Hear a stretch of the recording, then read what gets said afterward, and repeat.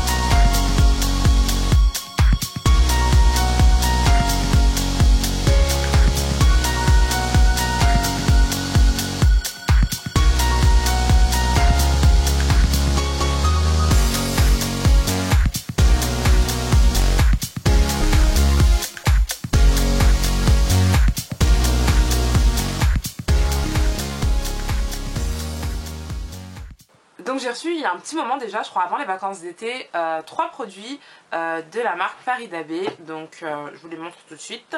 Premièrement, j'ai eu le shampoing de la gamme Hydra Détente. J'ai eu le masque lissant de la gamme Hydra Détente toujours. Et j'ai eu alors le soin lissant intense toujours de la gamme Hydra Détente.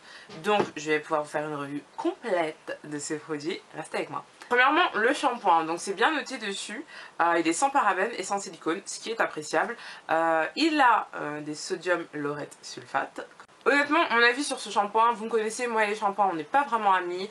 Je ne l'ai pas trouvé particulièrement intéressant. Pas grand chose à dire dessus personnellement. Si vous n'êtes pas contre les sodium laureth sulfate, tant mieux. Utilisez-le. Il m'a pas laissé les cheveux particulièrement secs ni particulièrement hydratés. J'ai pas trouvé que mes boucles étaient genre moins frisées ou quoi. Donc bon, c'est un shampoing bof que je ne réutiliserai pas, je pense, à cause des sodium laureth sulfate, et que je donnerai certainement à quelqu'un qui utilise donc des shampoings qui contiennent ces ingrédients. Ensuite, donc le masque lissant qui pour le coup ne contient pas de parabènes mais contient des silicones. Donc j'ai trouvé ça vraiment dommage parce que bon, bah, vous me connaissez, je suis pas trop fan non plus des silicones. Je suis pas compophobe, mais il y a certains produits que je préfère éviter si c'est possible. Donc les silicones. Le masque m'a laissé les cheveux super doux, je l'ai utilisé avec mon steamer, donc mon casque à vapeur. Ça m'a vraiment laissé les cheveux très très doux. Et là pour le coup, j'ai trouvé qu'au niveau des frisottis, etc., bon, bah, il y en avait moins.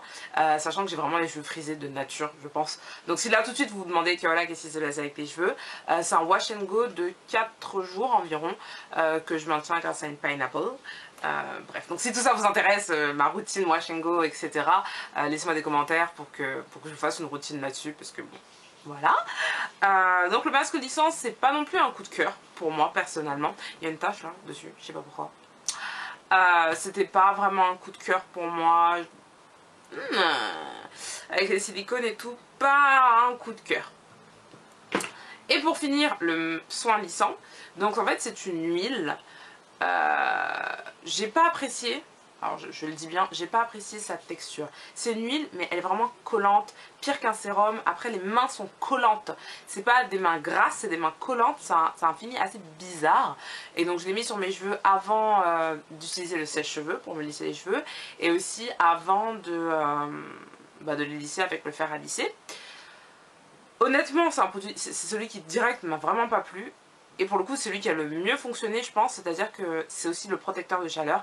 Et pour le coup, comme vous voyez sur mon wash and go, j'ai aucun problème au niveau de heat damage. Enfin, vous savez que mes boucles ne reviennent pas comme avant à cause de la chaleur, pas du tout. Mes cheveux sont exactement pareils qu'avant de les avoir lissés, avec plutôt pas mal de chaleur quand même. Donc je suis assez contente de ce produit finalement, que je conserverai si par la suite j'ai envie d'utiliser encore de la chaleur, ce qui m'étonnerait puisque vous le savez, j'utilise pas vraiment de chaleur, mais c'est bien de l'avoir. Le masque lissant, pour moi c'est plutôt un non. Je pense que je trouverais quelqu'un qui utilise du silicone et des sulfates pour pouvoir lui donner ça. Et peut-être qu'il y a aussi les cheveux moins crépus que moi, parce que je pense que cette gamme m'a pas convenu vraiment, enfin ça convenait pas vraiment à mes cheveux. Je trouve ça dommage que dans le masque il y ait des silicones, parce que concrètement ben il y a beaucoup de naturels qui n'utilisent pas de silicone. Au niveau du prix aussi, c'est des produits donc on peut retrouver sur le site donc Farida Bey. On peut aussi les prendre sur le site Belle et Ben, je crois, si je ne me trompe pas. Au niveau des prix, c'est peut-être un petit peu plus haut de gamme, c'est un petit peu plus cher. Bon, après il y a quand même une certaine quantité, hein. Le masque il fait 300 ml, le shampoing 250 ml. Bon, je pense que c'est ce qu'on trouve en grande surface généralement, c'est juste le format comme ça, un tube qui est différent. Voilà, je pense que pour les filles qui ont les cheveux plus bouclés que crépus, c'est vraiment bien. Bouclé, frisé, mais plus, enfin, avec une texture en tout cas moins serrée que la mienne, moins crépue que la mienne. Je pense que c'est des produits qui me conviendraient mieux. Donc c'est ma petite revue personnelle et j'espère qu'elle vous a plu. Ça faisait un petit moment que je n'avais pas fait de vidéo, je suis vraiment désolée, mais j'ai eu la rentrée, j'ai eu la reprise du travail, j'ai eu pas mal de choses en même temps et donc j'ai dû réapprendre à m'organiser, mais normalement ça devrait aller. Je pourrais vous refaire des vidéos une fois par semaine le week-end. Je vous promets ni le samedi ni le dimanche. Enfin, j'évite pour l'instant, mais le week-end sachez que vous aurez une vidéo de moi. Donc voilà, je fais de gros bisous, j'espère que vous allez bien, que votre rentrée s'est bien passée et à très bientôt.